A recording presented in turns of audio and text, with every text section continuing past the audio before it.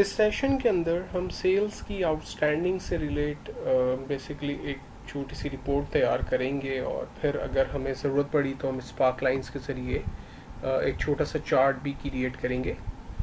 Actual में data हमें ये बताता है कि हमारे पास डिफरेंट कस्टमर्स हैं जिन्होंने डिफरेंट ऑर्डर देकर डिफरेंट डेट्स में डिफरेंट अमाउंट्स में हमसे कुछ चीज़ें जो है वो परचेज़ की हैं और वो पेमेंट एक्चुअल में आउटस्टैंडिंग है, उन्होंने क्रेडिट पे हमसे चीज़ें ली हैं। अब मैं ये देखना चाहता हूँ कि एक्चुअल में जो आज की डेट है उसके हिसाब से लोगों ने जब भी मुझसे ये जो भी प्रोडक्ट परचेज की थी उस तारीख से आज तक की तारीख में कितने दिन का उन्हें क्रेडिट मिल चुका है।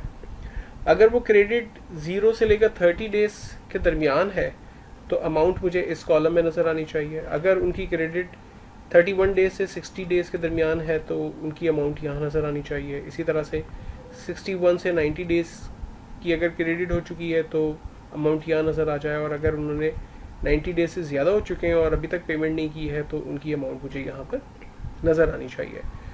और उसके बाद हम एक छोटा सा स्पार्क लाइन से चार्ट बना देंगे। तो सबसे पहला काम मुझे एक्चुअली ये मालूम करना है कि जिस तारीख में उन्होंने मुझसे आइटम परचेज़ किए थे या जो भी उन्होंने मुझसे चीज़ें परचेज़ की थी, तो उस डेट और आज के डेट के अंदर एक्चुअल में कितने डेज जो है वो हमने गुजार लिए हैं। तो हम सिंपल फंक्शन अप्लाई करते हैं डेज आउटस्टैंडिंग के लिए। हमने फार्मूला अप्लाई किया equals to if bracket open and then today. Today आपको पता है कि आज की डेट लेकर आता है। हमने कहा कि अगर आज की डेट बड़ी है इस वाली डेट के मुकाबले में तो हमने कहा कि टुडे में से आज की डेट में से माइनस कर दे इस डेट को, वरना 0, एंड देन हमने इफ का ब्रैकेट क्लोज किया एंड देन फाइनली इंटर। सो हमारे पास टोटल आउटस्टैंडिंग डेज आ गए। हमने क्या कहा कि आज की डेट अगर बड़ी है जो एक्चुअल D5 में डेट है उससे, अगर ये कंडीशन लॉजिकल वैल्यू है इसे हम चेक करवाते हैं, अगर ये ट्रू है तो आज की डेट में से लास्ट जो डेट है उसे माइनस करे, वरना 0 बता दे। तो डेफिनेटली हर एक का कुछ ना कुछ आउटस्टैंडिंग डेज जो है वो हमारे पास जो भी उन्होंने आइटम परचेज किया था वहाँ से लेकर आज तक के दिन में कुछ ना कुछ आउटस्टैंडिंग डेज निकल कर आ रहे हैं। अब मुझे ये मालूम करना है कि अगर वो जो आउटस्टैंडिंग डेज निकले हैं अगर वो 0 से 30 डेज के दरमियान है तो उस अमाउंट को एक्चुअल में यहाँ ले आए।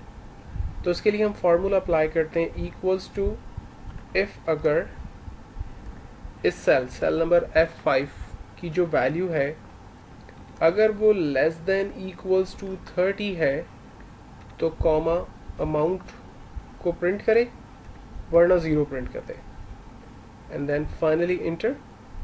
तो ये वैल्यू 30 से छोटी नहीं थी, जहाँ पर उसे छोटी से 30 से छोटी वैल्यूज़ मिली वहाँ पर इसने रिजल्ट प्रिंट कर दिया, अदरवाइज उसने 0 प्रिंट किया है।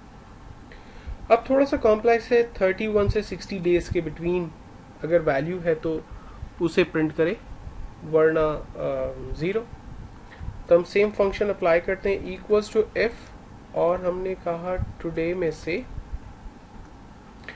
माइनस करे आज की डेट में से, एक्चुअली माइनस करे उस डेट को जिसमें उसने जो भी प्रोडक्ट हमसे परचेज की थी, comma if and then bracket open. हमने कहा कि इस सेल को चेक करें, अगर ये सेल की वैल्यू छोटी है बराबर है 60 से और इस सेल की वैल्यू बड़ी है बराबर है 31 के, तो कॉमा अमाउंट को प्रिंट कर दे, वरना 0 प्रिंट कर दे। इफ का ब्रैकेट क्लोज, टुडे का bracket close, and then finally enter. अब 31 से 60 डेज के दरमियान वैल्यू जहाँ उसे मिलेगी वहाँ रिजल्ट हमारे पास प्रिंट हो रहा है, अदरवाइज आंसर 0 आ रहा है। और सेम फार्मूला हम अप्लाई करेंगे 61 से 90 के अंदर। हमने कहा इक्वल्स टू इफ टुडे, आज की डेट में से हम माइनस कर रहे हैं जिस डेट को उन्होंने हमसे आइटम परचेज किया था। हमने कहा था इफ अगर एंड अगर ये आउटस्टैंडिंग डेज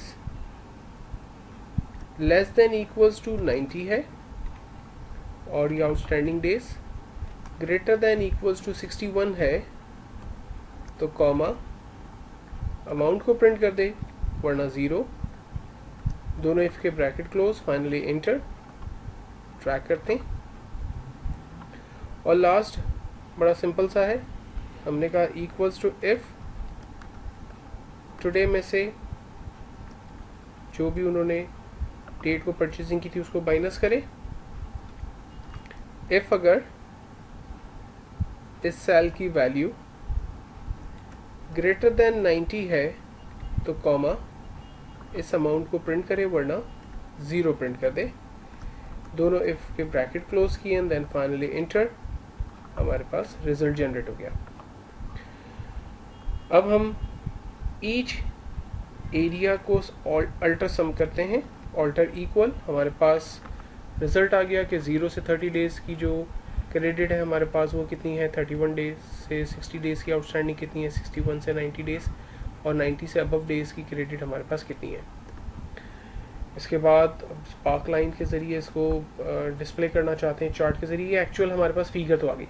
अब अगर मुझे इसे चार्ट स्पार्क लाइन में डिस्प्ले करवाना है तो मैं कुछ सेल्स को सेलेक्ट करके मर्चेंट सेंटर की मदद से इन्हें पहले मर्ज कर देता हूँ और फिर उसके बाद अपने इन फिगर को सेलेक्ट करके इंसर्ट के टैब में जाकर स्पार्क लाइन में से कॉलम चार्ट सेलेक्ट करते हैं और कहता है कि लोकेशन बता दें जहां आपको स्पार्क लाइन प्रिंट करनी है। डाटा उसने खुद उठा लिया है, सो मैंने सेल एड्रेस डिफाइन किया एंड देन फाइनली ओके। इसने हमें चार्ट के ज़रिए एक्चुअली डाटा दिखा दिया कि किस मंथ किस तरह की आउटस्टैंडिंग्स हमारी रह रही हैं, और एक्चुअली ये डाटा हमने बेसिकली न्यूमेरिकली भी आउटस्टैंडिंग के तौर पर देख लिया है कि 30 डेज से ज़्यादा की आउटस्टैंडिंग कितनी है, 60 डेज 90 डेज से ज़्यादा आउटस्टैंडिंग्स हमारे पास कितनी है। तो अगर हम अपनी सेल्स को ब्रेकअप में देखना चाहें तो ये एक स्टेप है जिसकी मदद लेते हुए हम कुछ फार्मूलाज अप्लाई करेंगे और अपनी सेल्स को आसानी से देख सकेंगे।